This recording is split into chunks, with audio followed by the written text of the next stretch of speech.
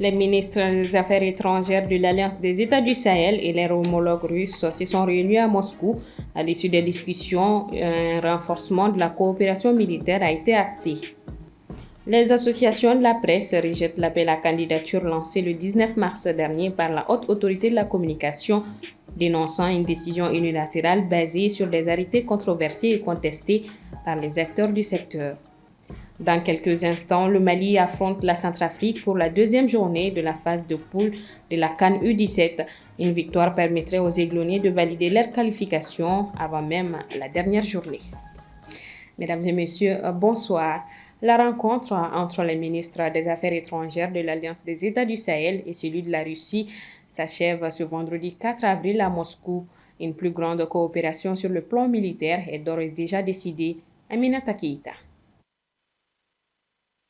C'est vraisemblablement un renforcement des liens bilatéraux et plus particulièrement militaires qui se dessine actuellement avec la rencontre entre le ministre des Affaires étrangères de la Russie et ses homologues de l'Alliance des États du Sahel. La première journée de ces consultations a été concluante. La Russie s'est dite prête à faire tout son possible pour aider l'Alliance des États du Sahel à assurer sa défense et sa sécurité dans la région.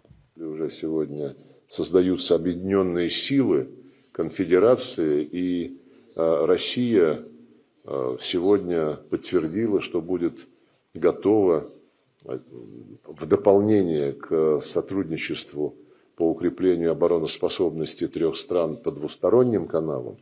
Россия будет готова содействовать формированию вот этих объединенных вооруженных сил Альянса государств Сахеля. Moscou, qui a déjà signé des accords de défense avec les trois pays et qui livre régulièrement des armements militaires, monte à un autre niveau de coopération. Moscou organisera prochainement des cours spéciaux pour former les militaires de l'AES. Toutefois, la coopération militaire de la Russie est beaucoup plus active et intensifiée avec le Mali comparée aux deux autres pays.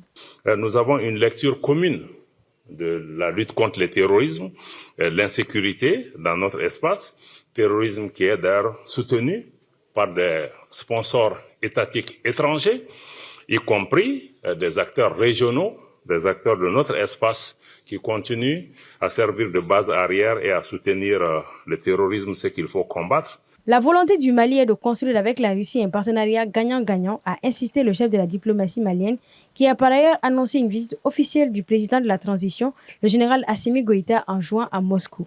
Le chef de la diplomatie du Niger, Bakary Yahou Sangaré, a salué un événement historique et assure qu'avoir la Russie pour lutter contre les terroristes compte beaucoup pour l'AES. En bref, la Cour de justice de la CEDEAO a radié par ordonnance depuis le 14 mars les affaires concernant les pays de l'AES. 33 affaires au total, dont 5 pour le Burkina Faso, 16 pour le Mali et 12 pour le Niger, sont désormais rayées du rôle de la Cour de justice de la CEDEAO en raison de la cessation de compétences. Cette décision intervient suite au retrait des 3 pays de la communauté économique des États de l'Afrique de l'Ouest. La Cour de justice est l'organe judiciaire de la communauté. Elle a donc pour mission de régler en application des traités internationaux les litiges qui sont portés à sa connaissance par les États. Dans son ordonnance, elle a précisé que, je cite, « toute question pendante relative à ces affaires sera considérée comme nulle et non avenue au regard de sa compétence ». Fin de citation. Cette décision marque ainsi la clôture définitive des procédures judiciaires communautaires impliquant des ressortissants du Burkina Faso, du Mali et du Niger. Je l'annonçais au sommaire, les associations et organisations professionnelles de la presse ont rejeté à travers un communiqué l'appel à candidature lancé le 19 mars 2025 par la Haute Autorité de la Communication. Elle dénonce une initiative unilatérale fondée sur des arrêtés interministériels controversés et fermement rejetés par les fêtières du secteur. Djeneva Samaki. La Haute Autorité de la Communication fait une fois de plus parler d'elle. Une controverse l'oppose aux organisations professionnelles de la presse. Au cœur de ces nouveaux différends, l'appel à candidature lancé par la HAC le 19 mars dernier portant sur l'attribution des 113 nouvelles fréquences radio et 15 autorisations télé. Cet appel à candidature a été vivement contesté par les organisations professionnelles de la presse à travers un communiqué en date du 1er avril 2025.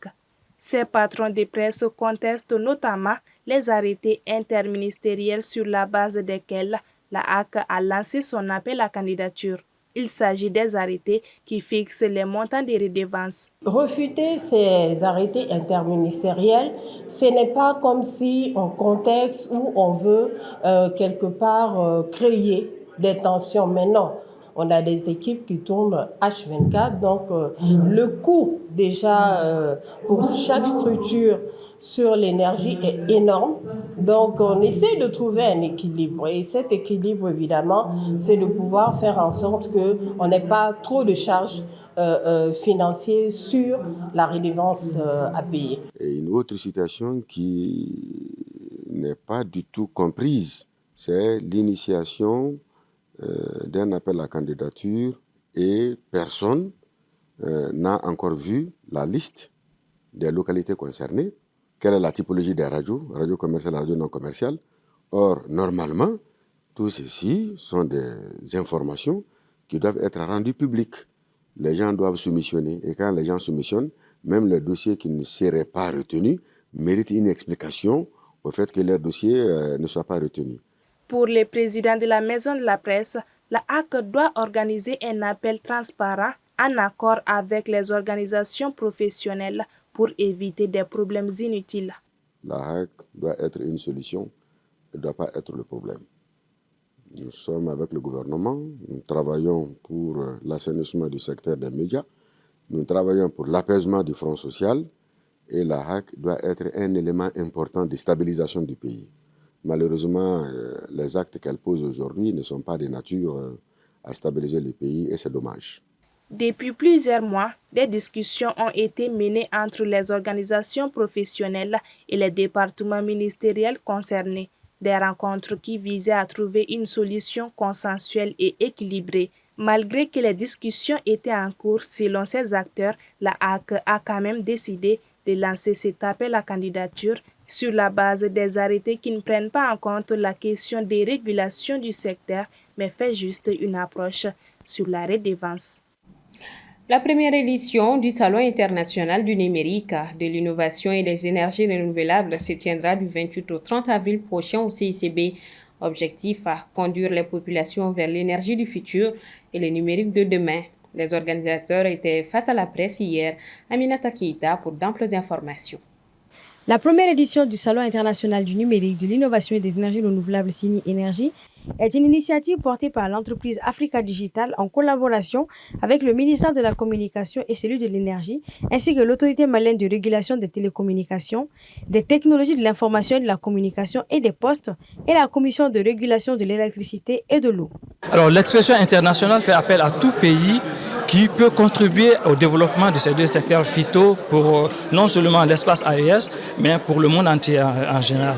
Donc nous attendons l'arrivée des pays qui ont les mêmes pensées que nous pour le développement de ces deux secteurs-là. Les pays membres de l'AES font déjà partie de cet espace. L'événement a pour but de devenir un centre technologique en Afrique, en particulier dans l'Alliance des États du Sahel, en mettant l'accent sur la jeunesse, l'entrepreneuriat et la création d'emplois dans l'éthique, mais aussi et surtout les énergies renouvelables ou l'énergie du futur. En Chine, maintenant, l'énergie renouvelable en Chine, maintenant, c'est développé rapidement. Et aussi, à l'occasion de cette salon, on sait qu'on est ici, c'est non seulement pour travailler,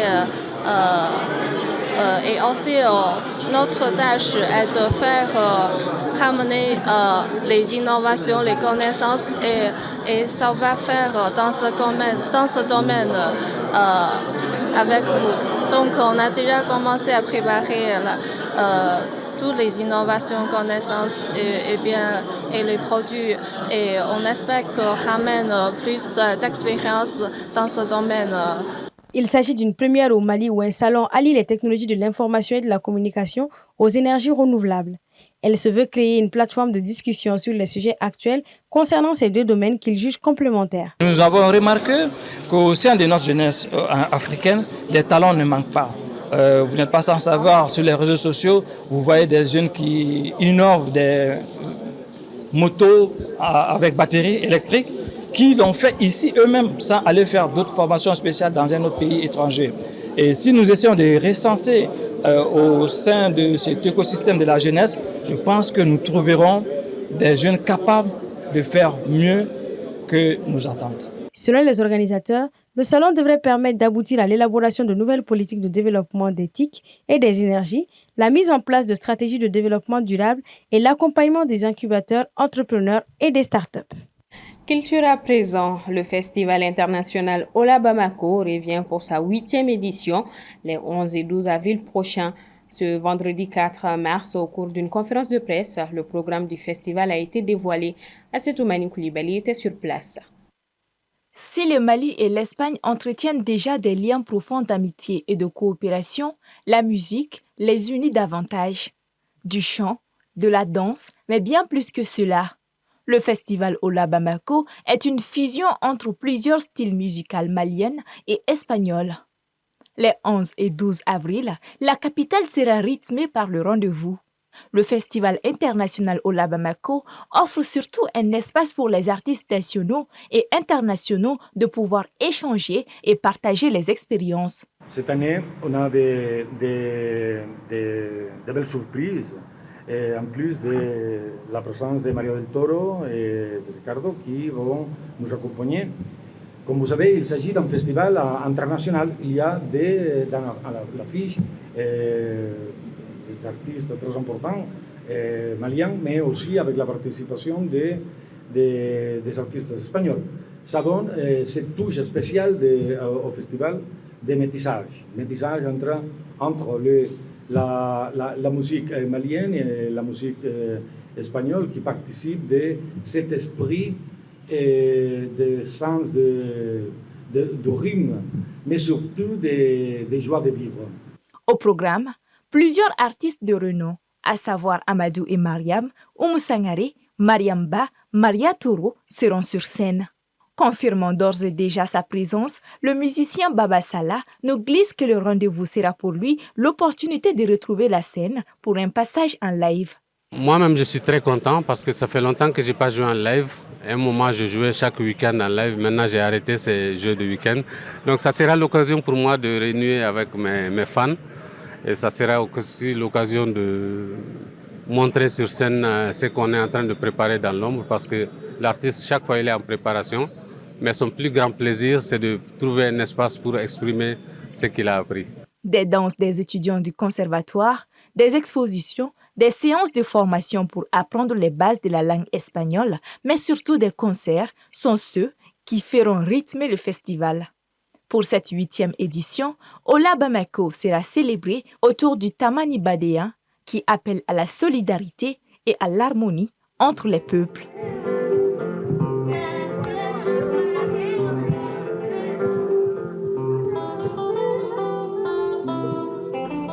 Nous restons avec Asetoumani Koulibaly pour parler sport. Coupe d'Afrique des moins de 17 ans. Le Mali affronte dans moins de 5 minutes la Centrafrique au compte de la 2e journée de phase de poule.